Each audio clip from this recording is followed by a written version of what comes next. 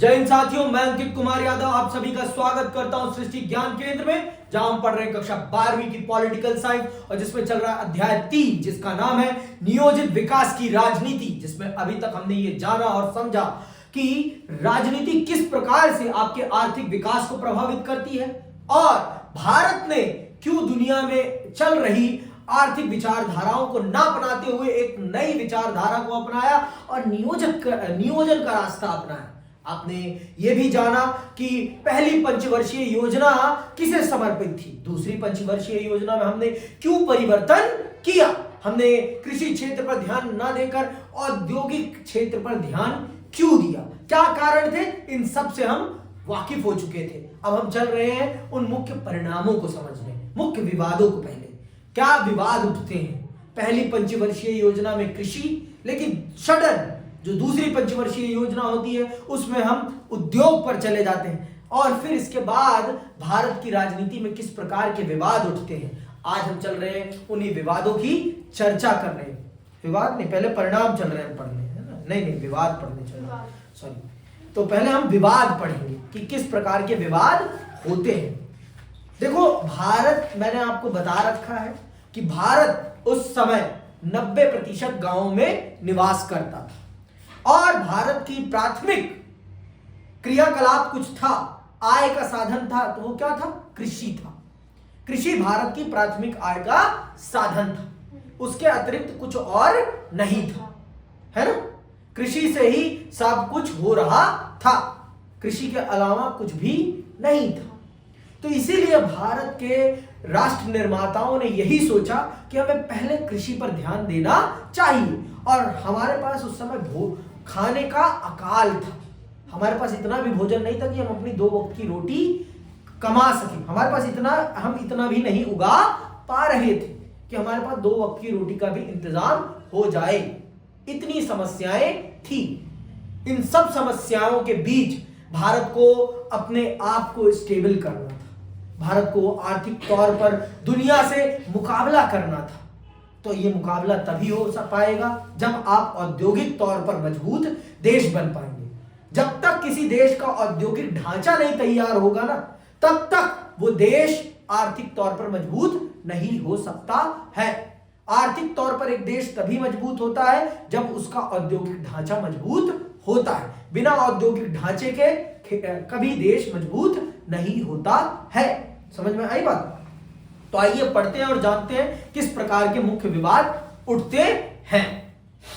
शुरुआती दौर में विकास की जो रणनीतियां अपनाई गई उन पर बड़े सवाल उठे। यहां हम ऐसे 2 सवालों की चर्चा करेंगे जो आज भी प्रासंगिक हैं, मतलब आज भी उतने ही महत्वपूर्ण हैं। ये सवाल आज भी उठते हैं। और क्या है वो 2 सवाल? पहला सवाल सुनिए, कृषि बनाम उद्योग। पहला यही सवाल था कि कृषि के जगह उद्योग को तरजीहत क्यों दी गई, क्यों कृषि को ना तरजीहत देकर हमने उद्योग को तरजीहत दी। तरजीहत मतलब समझते हो ना, महत्व। क्यों महत्व दिया गया, कृषि को उतना महत्व क्यों नहीं दिया गया। कृषि को उतना महत्व मिलना चाहिए था लेकिन क्यों नहीं मिला, यह सबसे बड़ा प्रश्न उठता है। सबसे बड़ा विवादित प्रश्न यही है। तो आइए सुनते हैं इसमें क्या सवाल किए गए हैं। हम एक बड़े सवाल से पहले ही परिचित हो चुके हैं। यह सवाल है कि भारत जैसी पिछड़ी अर्थव्यवस्था में कृषि और उद्योग के बीच किसमें ज्यादा संसाधन लगाए जाने चाहिए। हमें अपने आर्थिक संसाधनों को किस पर इन्वेस्ट करना चाहिए, यह सबसे बड़ा प्रश्न था अपने समय का और आज भी यह सबसे बड़ा प्रश्न है। यह मत सोचना कि आज बदल गया है, आज भी इस देश में सबसे बड़ा प्रश्न है यही कि हमें अपने देश के विकास के लिए किस पर ज्यादा से ज्यादा संसाधनों को यूटिलाइज करना चाहिए, कहां हमें ज्यादा से ज्यादा संसाधन यूटिलाइज करना चाहिए। अरे सबके घरों में भी यही है। अगर पिताजी की आय 50,000 है तो वो बेटे को प्राइवेट में पढ़ाएंगे, बेटियों को सरकारी स्कूल में पढ़ाएंगे। आप देखिए क्यों? क्योंकि वो अपने वो मानते हैं कि बेटा क्या है, कैपिटल गुड है।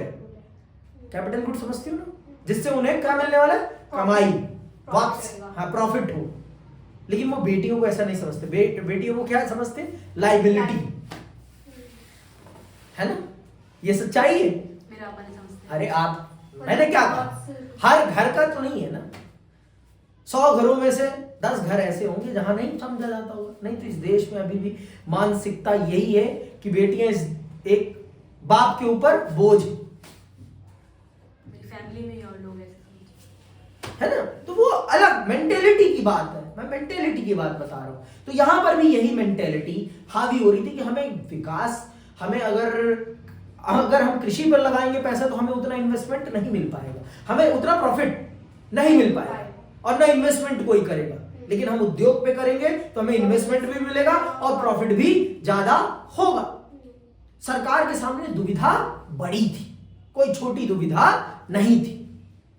दुविधा कोई छोटी नहीं थी, बहुत बड़ी दुविधा थी। अपने आप में सबसे बड़ी दुविधा थी कि कैसे हम मैनेज करें अपने रिसोर्सेज के डिस्ट्रीब्यूशन को, कैसे हम मैनेज करें दोनों के बीच में। आगे सुनो, कईयों का मानना था कि दूसरी पंचवर्षीय योजना में कृषि के विकास की रणनीति का अभाव था और इस योजना के दौरान उद्योगों पर जोर देने के कारण खेती और ग्रामीण इलाकों को चोट पहुंची। जेसी कुमारप्पा जैसे गांधीवादी अर्थशास्त्रियों ने एक वैकल्पिक योजना का खाका प्रस्तुत किया था जिसमें ग्रामीण औद्योगिकरण पर ज्यादा जोर था। चौधरी चरण सिंह ने भारतीय अर्थव्यवस्था के नियोजन में कृषि को केंद्र में रखने की बात बड़े सुविचारित और दमदार ढंग से उठाई थी। चौधरी चरण सिंह कांग्रेस पार्टी में थे और बाद में उससे अलग होकर उन्होंने भारतीय लोक दल नामक पार्टी बनाई। उन्होंने कहा कि नियोजन से शहरी और औद्योगिक तबके समृद्ध हो रहे हैं और इसकी कीमत किसानों और ग्रामीण जनता को चुकानी पड़ रही है। कौन कह रहा है ये? चौधरी चरण सिंह कह रहे हैं। किसानों के सबसे बड़े मसीहा, किसानों के सबसे बड़े नेता हैं कौन? चौधरी चरण सिंह। समझ में आई बात? तो पहले वो भी कांग्रेस में ही थे, बाद में उन्होंने अपनी पार्टी बनाई भारतीय लोक दल। जब उन्होंने देखा कि उनकी बातों पर ध्यान नहीं दिया जा रहा पार्टी में रहते हुए, तो फिर वो पार्टी से बाहर होते हैं और फिर अपना दल बनाते हैं और फिर अपनी बात को पुरजोर तरीके से सरकार के विपक्ष में होते हुए रखते हैं। वो कहते हैं कि उद्योगों का विकास शहरों का विकास है, देश के ग्रामीण क्षेत्रों का विकास नहीं है और ये हमारी कमाई पर हो रहा है। इस देश के गांवों को विकास नहीं दिया जा रहा है जानबूझकर। कौन कहता है? चौधरी चरण सिंह साहब कहते हैं। आगे सुनिए, कई अन्य लोगों का सोचना था कि औद्योगिक उत्पादन की वृद्धि दर को तेज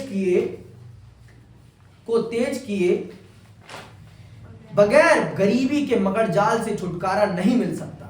इन लोगों का तर्क था कि भारतीय अर्थव्यवस्था के नियोजन में खाद्यान्न के उत्पादन को बढ़ाने की रणनीति अवश्य ही अपनाई गई थी। राज्य ने भूमि सुधार और ग्रामीण निर्धनों के बीच संसाधनों के बंटवारे के लिए कानून बनाए। नियोजन में सामुदायिक विकास के कार्यक्रम तथा सिंचाई परियोजनाओं पर बड़ी रकम खर्च करने की बात मानी गई थी।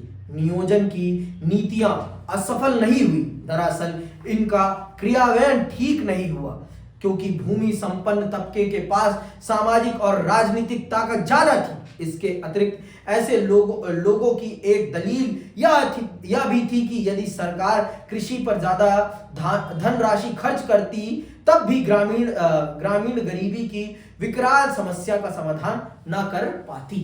और सच भी है, किसानी पे आप कितना भी पैसा लगा लो क्योंकि उसका रिटर्न आना श्योर नहीं है। किसानी एक ऐसा व्यवसाय है जो पूरी तरीके से रिस्क वाला व्यवसाय है। अंतिम दिन तक आपको नहीं पता कि आपकी फसल आपके घर में आएगी या नहीं। अंतिम दिन तक नहीं पता। सबसे ज्यादा रिस्क वाला व्यवसाय है किसानी। समझ में आई बात?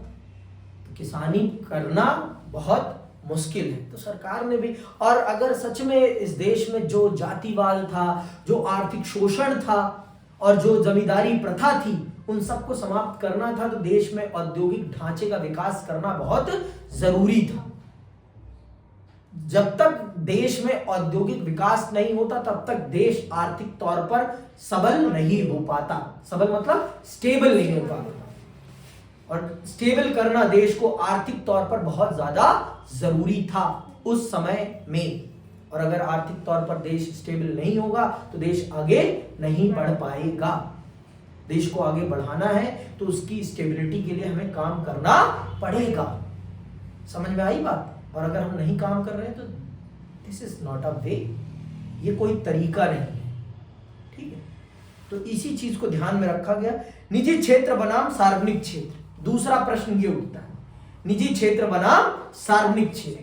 तो हमने ये जाना और समझा कि भारत सरकार ने ज्यादा से ज्यादा चीजों को पब्लिक सेक्टर के पास रखा। बड़ी बड़ी चीजें, जो इंपॉर्टेंट चीजें थी, उन चीजों को पब्लिक सेक्टर के पास ही रखा। जैसे रेलवे हो गया, आपका माइनिंग हो गया, जो भी बड़ी बड़ी चीजें थी, उन सब चीजों पर किसका होल्ड रहा? पब्लिक सेक्टर का। और प्राइवेट सेक्टर को बहुत कम रिस्पॉन्सिबिलिटीज दी गई और with very large number of restrictions के साथ। बहुत ज्यादा उनके ऊपर रिस्ट्रिक्शन थे। क्या थी? लाइसेंस था। बिना लाइसेंस के आप एक सिंपल किराना की दुकान भी नहीं खोल सकते। क्या बनेगा, कितना बनेगा, ये सब सरकार निर्धारित करती थी। आपकी फैक्ट्री में क्या बनेगा, कितना बनेगा, ये सब कुछ सरकार निर्धारित करती थी। सुनना, विकास के जो दो जाने माने मॉडल थे, भारत ने उनमें से किसी को नहीं अपनाया। पूंजीवादी मॉडल में विकास का काम पूर्णतः निजी क्षेत्र के भरोसे होता है। भारत ने यह रास्ता नहीं अपनाया। भारत ने विकास का सामाजिक मॉडल भी नहीं अपनाया, जिसमें निजी संपत्ति को खत्म कर दिया जाता है और हर तरह के उत्पादन पर राज्य का नियंत्रण होता है। इन दोनों ही मॉडलों की कुछ एक बातों को ले लिया गया और अपने देश में इन्हें मिले जुले रूप में लागू किया गया। इसी कारण भारतीय अर्थव्यवस्था को मिश्रित अर्थव्यवस्था कहा जाता है। भारत ने ना निजी अर्थव्यवस्था का रास्ता अपनाया और ना भारत ने सार्वजनिक अर्थव्यवस्था का रास्ता अपनाया। सार्वजनिक मतलब समाजवादी, ना समाजवाद अपनाया और ना ही पूंजीवाद अपनाया। भारत ने इन दोनों के पॉजिटिव पॉइंट्स को लेते हुए एक नई अर्थव्यवस्था का निर्माण किया और जिसे क्या कहा गया? मिश्रित अर्थव्यवस्था। क्या कहा गया?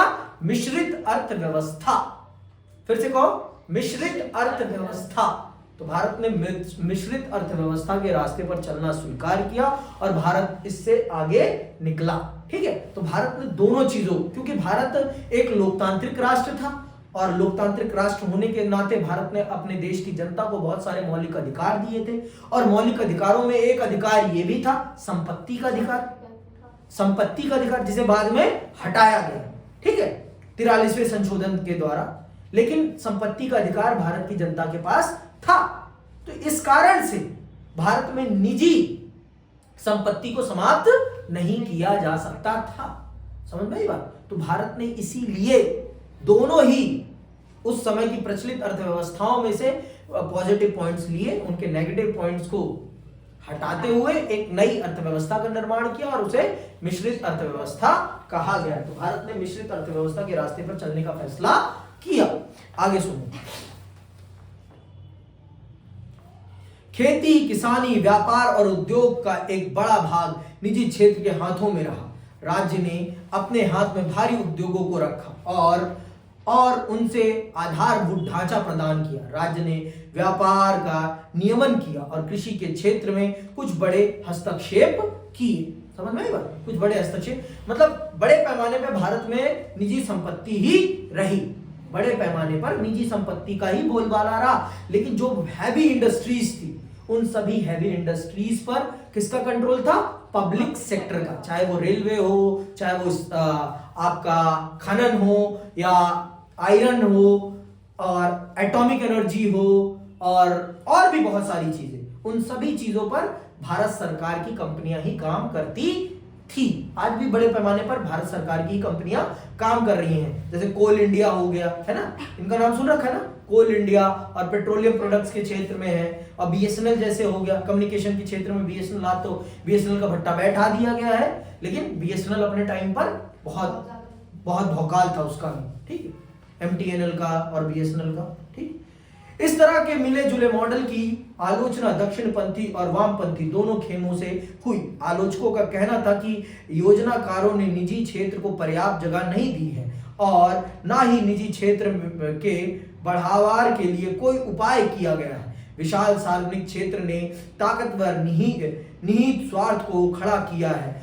और इन न्यस्त हितों ने निवेश के लिए लाइसेंस तथा परमिट की प्रणाली खड़ी करके निजी पूंजी की राह में रोड़े अटकाए हैं। इसके अतिरिक्त सरकार ने ऐसी चीजों के आयात पर बाधा आयात की है जिन्हें घरेलू बाजार में बनाया जा सकता हो। ऐसी चीजों के उत्पादन का बाजार एक तरह से प्रतिस्पर्धा विहीन है। इसी वजह से निजी क्षेत्र के पास अपने उत्पादों की गुणवत्ता सुधारने अथवा उन्हें सस्ता करने की कोई हड़बड़ी नहीं रही। सरकार ने अपने नियंत्रण में जरूरत से ज्यादा चीजें रखी हैं। इससे भ्रष्टाचार और अकुशलता बढ़ती है। मतलब जो लोग पूंजीवादी विचार के समर्थक थे उन लोगों ने ये तर्क दिए सरकार के खिलाफ कि सरकार ने निजी क्षेत्र को कुछ भी नहीं दिया है। निजी क्षेत्र में जिस प्रकार से काम होना चाहिए उन कामों में भी निजी क्षेत्र को सम्मिलित नहीं किया है, जिस कारण से देश में अगुणवत्ता आएगी, क्वालिटी लेस प्रोडक्शन होगा, क्योंकि आपके सामने कंपटीशन ही नहीं होगा तो आप क्यों अपनी क्वालिटी इनहेंस करोगे, क्यों प्राइस डाउन करोगे? आप अपनी क्वालिटी इनहेंस और प्राइस डाउन तभी करोगे ना जब आपके सामने क्या होगा, कंपटीशन। जब आपके पास कंपटीशन ही नहीं है, जब आप कंपटीशन फेस ही नहीं कर रहे हो तो मतलब क्या है, आप क्यों डाउन जाओगे? आप अपलिफ्ट ही होना चाहोगे, ऑब्वियस सी बात है।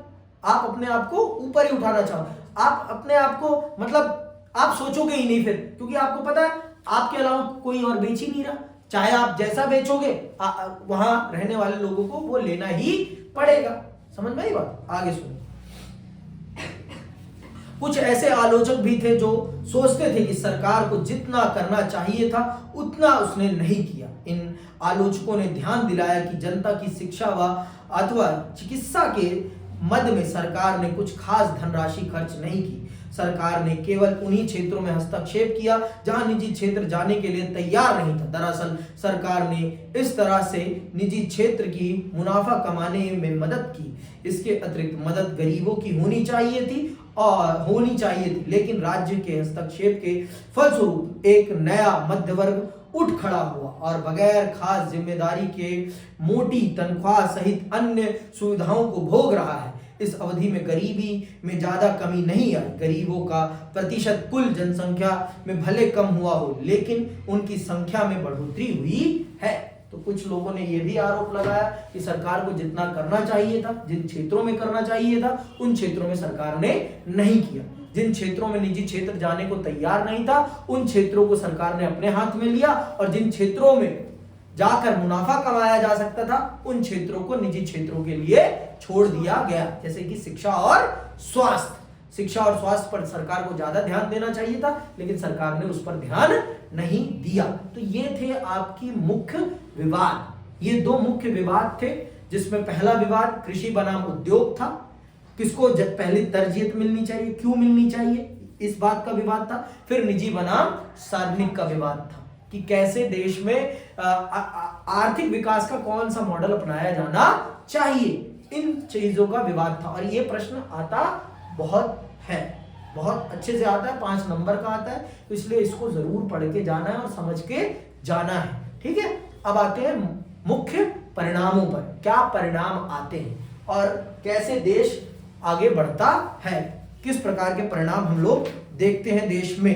ठीक है, आइए इसको भी जान लेते हैं और फिर चैप्टर को समाप्त कर देते हैं। मुख्य परिणाम। आजाद भारत के सामने 3 मुख्य चुनौतियां थी। इनकी चर्चा यहां 3 अध्यायों में की गई है।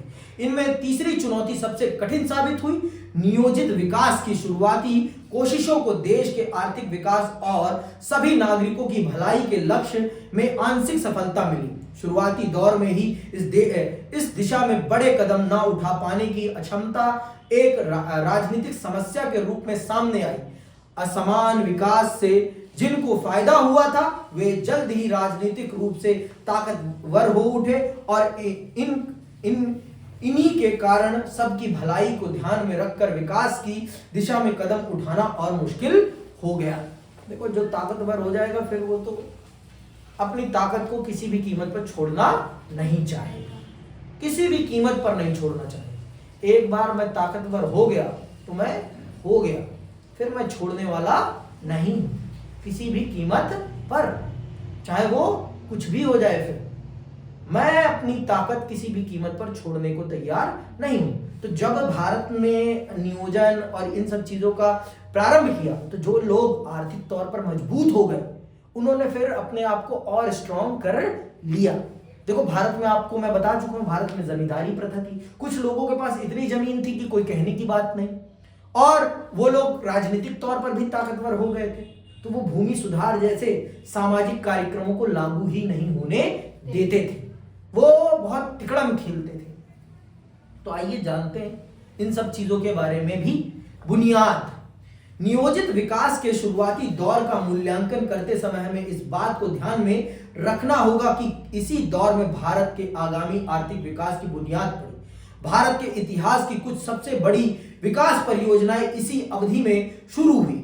इसमें सिंचाई और बिजली उत्पादन के लिए शुरू की गई भाखड़ा नागल और हीराकुंड जैसी विशाल बांध परियोजनाएं शामिल हैं। सार्वजनिक क्षेत्र के कुछ भारी उद्योग जैसे इस्पात संयंत्र, तेल शोधक कारखाने, विनिर्माता इकाइयां, रक्षा उत्पादन आदि इसी अवधि में शुरू हुए। इस दौर में परिवहन और संचार के आधारभूत ढांचे में भी काफी इजाफा हुआ। बाद के समय में कुछ विशाल परियोजनाओं की खूब आलोचना हुई, फिर भी बाद के समय की आर्थिक समृद्धि इस बुनियाद के बगैर संभव नहीं हो पाती। सच है भाई, बिना बुनियाद के इमारत नहीं खड़ी होती।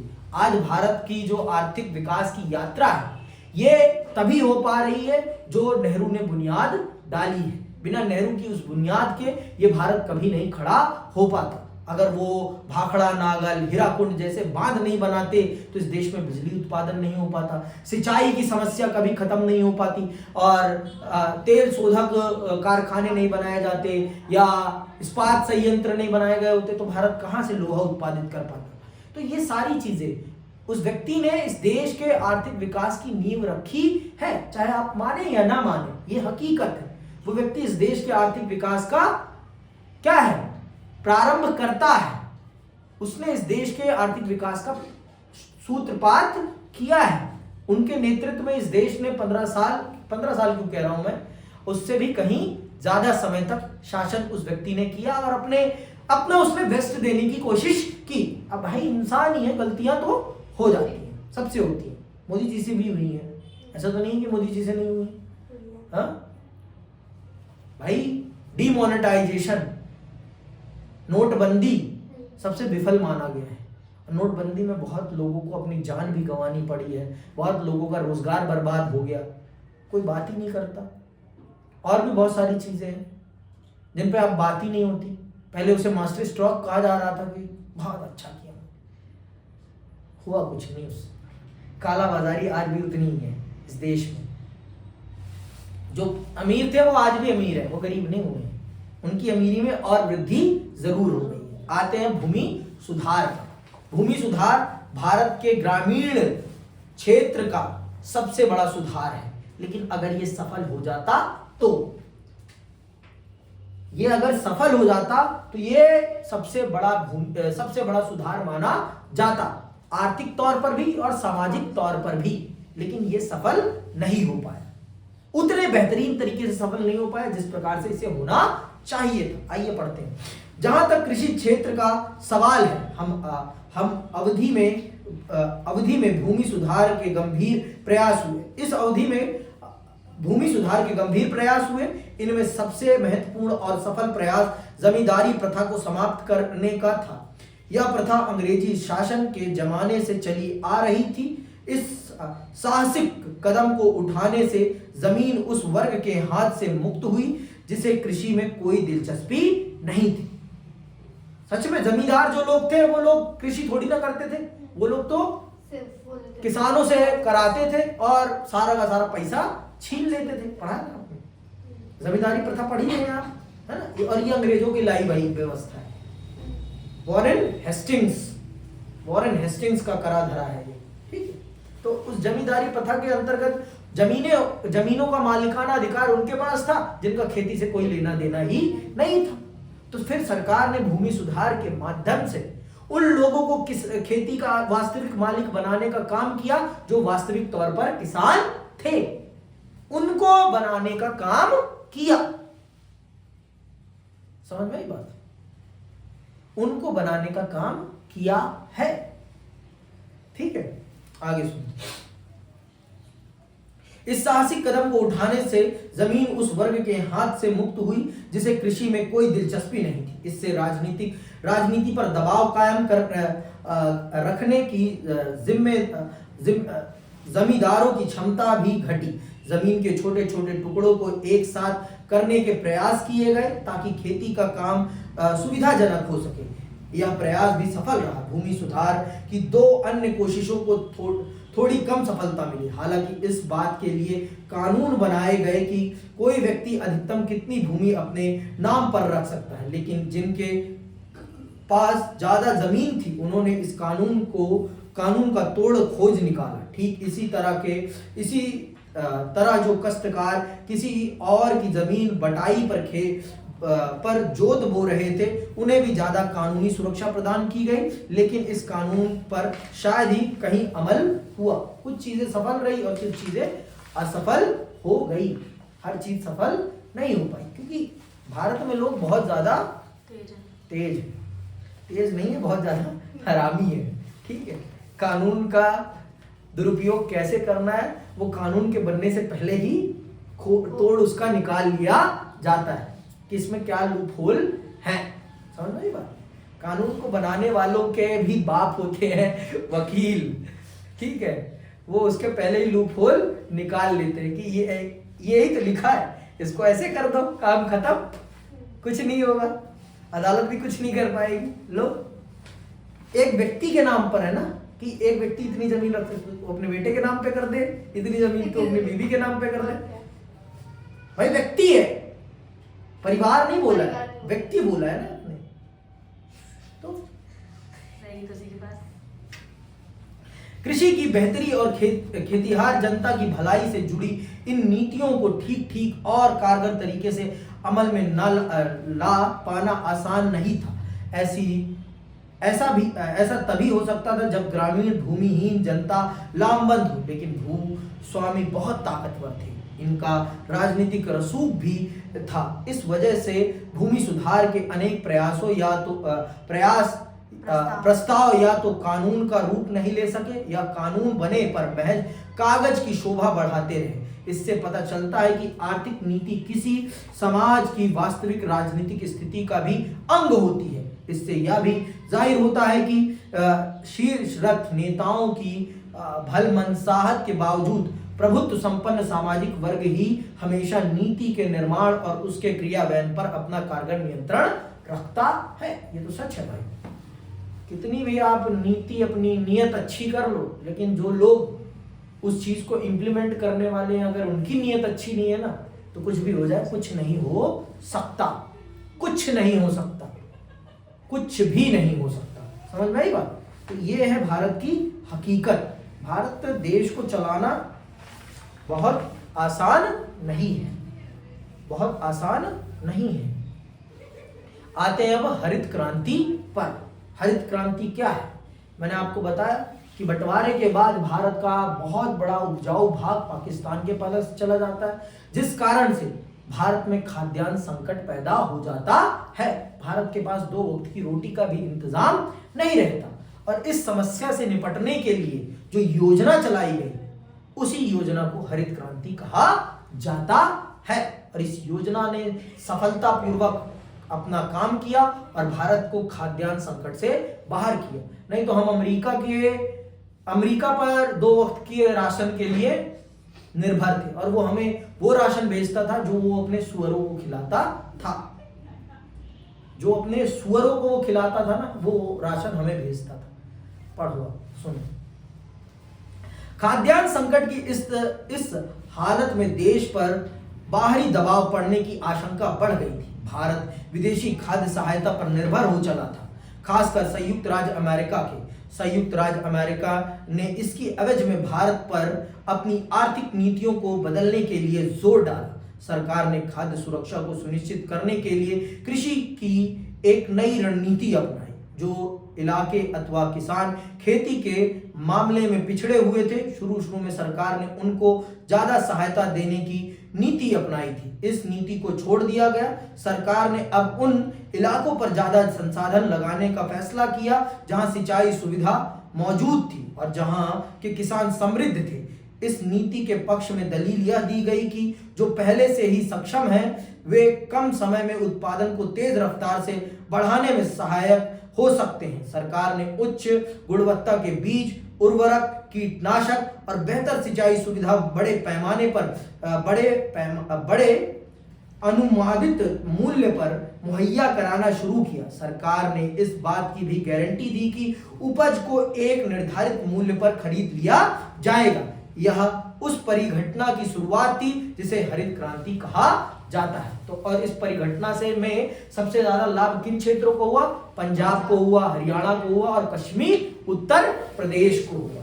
और इस क्षेत्र के किसान माला माल हो गए क्योंकि यहाँ पर किसानी बड़े पैमाने पर बहुत अच्छे से होती थी। तो सरकार ने जो पहले पुरानी नीति थी कि जो गरीब है, जो कमजोर है, उन किसानों पर ध्यान दिया जाए, लेकिन अब देश को जल्दी से जल्दी इस खाद्य संकट से बाहर निकलना था। तो सरकार ने अपनी नीति को बदला और क्या कहा कि हम उन पर ध्यान देंगे जो आर्थिक तौर पर सबल हैं और जो मजबूत हैं और जो कम समय में देश को आर्थिक और खाद्य संकट से बाहर निकाल सकते। तो पश्चिमी उत्तर प्रदेश, हरियाणा और पंजाब के किसानों पर सरकार ने पैसा लगाया, उन्हें अच्छी गुणवत्ता के बीज, कीटनाशक, उर्वरक और कम खर्च पर चीजें मुहैया कराई और उन्हें इस बात का आश्वासन दिया कि हम आपके उत्पादन को एक निश्चित कीमत पर खरीद लेंगे, जिसे एमएसपी कहा जाता है, मिनिमम सपोर्ट प्राइस। ठीक है, आगे सुनो। इस प्रक्रिया में धनी किसानों और बड़े भूस्वामियों को सबसे ज्यादा फायदा हुआ। हरित क्रांति से खेती हर पैदावार में सामान्य किस्म का इजाफा हुआ और देश में खाद्यान्न की उपलब्धता में बढ़ोतरी हुई। बहरहाल इससे समाज के विभिन्न वर्गों और देश के अलग अलग इलाकों के बीच ध्रुवीकरण तेज हुआ। पंजाब, हरियाणा और पश्चिमी उत्तर प्रदेश जैसे इलाके कृषि के लिहाज से समृद्ध हो गए, जबकि बाकी इलाके खेती के मामले में पिछड़े रहे। हरित क्रांति के दो और प्रभाव हुए। पहला असर तो यह हुआ कि गरीब किसानों और भूस्वामियों के बीच का अंतर मुखर हो उठा। इससे देश के विभिन्न हिस्सों में वामपंथी संगठनों के लिए गरीब किसानों को लामबंद करने के लिहाज से अनुकूल स्थिति पैदा हुई। दूसरे, हरित क्रांति के कारण कृषि में मझुले दर्जे के किसानों यानी मध्यम श्रेणी के भूस्वामियों वाले किसानों का उभार हुआ। इन्हें बदलाव से फायदा हुआ था और देश के अनेक हिस्सों में ये प्रभावशाली बनकर उभरे। तो हरित क्रांति के बेनिफिट भी हुए, थोड़े बहुत लॉस भी हुए। देश खाद्यान्न संकट से बाहर आ गया, लेकिन अमीर और गरीब किसानों का अंतर और बढ़ गया, खाई और गहरी हो गई, जिससे कि देश में वामपंथी मतलब जो लोग मार काट करके सत्ता छीनना चाहते हैं, उन लोगों का आंदोलन आगे बढ़ने लगा, चरम की तरफ जाने लगा। आगे आते हैं बाद के क्या बदलाव। 1960 के दशक के अंत में भारत के आर्थिक विकास की कथा में एक नया मोड़ आता है। 5वें अध्याय में आप पढ़ेंगे कि नेहरू की मृत्यु के बाद कांग्रेस प्रणाली संकट से घिरने लगी। इंदिरा गांधी जननेता बनकर उभरी। उन्होंने फैसला किया कि अर्थव्यवस्था के नियंत्रण और निर्देशन में राज्य और बड़ी भूमिका निभाएगा, मतलब और सरकार और अधिक कंट्रोल करेगी देश को और ज्यादा उन्होंने किसके कंट्रोल में कर लिया? पब्लिक सेक्टर के। ठीक है, 14 निजी बैंकों का राष्ट्रीयकरण कर दिया गया।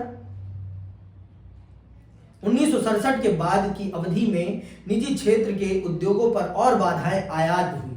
14 निजी बैंकों का राष्ट्रीयकरण कर दिया गया। सरकार ने गरीबों की भलाई के लिए अनेक कार्यक्रमों की घोषणा की। इन परिवर्तनों के साथ ही साथ सरकार का विचारधारात्मक रुझान समाजवादी नीतियों की तरफ बढ़ा। इन बदलाव को लेकर देश की विभिन्न राजनीतिक पार्टियों में गर्मा गर्म बहस चली। विशेषज्ञों के बीच भी सरकार की नीतियों पर जोरदार बहसें चली। बहरहाल सरकारी नियंत्रण वाली अर्थव्यवस्था के पक्ष में बनी सहमति ज्यादा दिनों तक कायम नहीं रही। नियोजन का काम तो जारी रहा, लेकिन इसके महत्व में कमी आई। देखो, समय के साथ चीजों में कमी आना स्वाभाविक है। जब उससे उस प्रकार का रिजल्ट नहीं मिलेगा जिस प्रकार की आप एक्सपेक्टेशन कर रहे हैं, तो स्वाभाविक है कि आपको निराशा होगी ही होगी। आपको निराशा होगी ही होगी। आप जैसा रिजल्ट एक्सपेक्ट कर रहे हैं, अगर वैसा रिजल्ट नहीं आएगा तो आपको निराशा होनी स्वाभाविक है। ठीक है, आपको निराशा होनी स्वाभाविक है। कोई नई बात तो नहीं है कि नई बात है। कहां देख रही हो? 1950 से 1980 के बीच भारत की अर्थव्यवस्था सालाना 3 से 3.5% की धीमी रफ्तार से आगे बढ़ी। सार्वजनिक क्षेत्र के कुछ उद्यमों में भ्रष्टाचार और अकुशलता का जोर बढ़ा। नौकरशाही भी आर्थिक विकास में ज्यादा सकारात्मक भूमिका नहीं निभा रही थी। सार्वजनिक क्षेत्र और नौकरशाही के प्रति शुरू में लोगों में गहरा विश्वास था, लेकिन बदले हुए माहौल में यह विश्वास टूट गया।